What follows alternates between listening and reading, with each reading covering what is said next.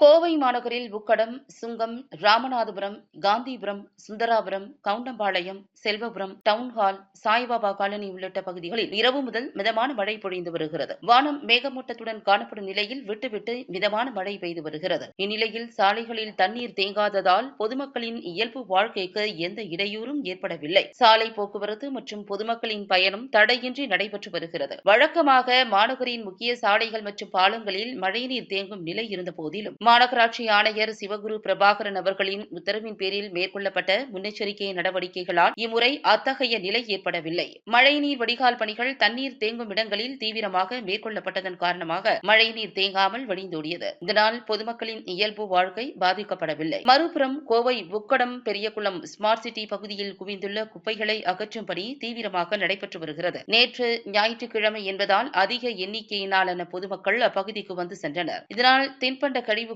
உள்ளிட்ட குப்பைகள் ஆங்காங்கே வீசப்பட்டுள்ளன. இன்று காலை முதல் ஸ்மார்ட் சிட்டி பணியாளர்கள் கிளம்பர் தானியங்கி எனப்படும் நவீன கழிவுகள் அகற்றும் வாகனம் மூலம் குப்பைகளை அகற்றும் பணியை தீவிரமாக மேற்கொண்டு வருகின்றனர். இதன் மூலம் உக்கடம் பெரியகுளம் பகுதி விரைவில் தூய்மையாக மாறும் என எதிர்பார்க்கப்படுகிறது.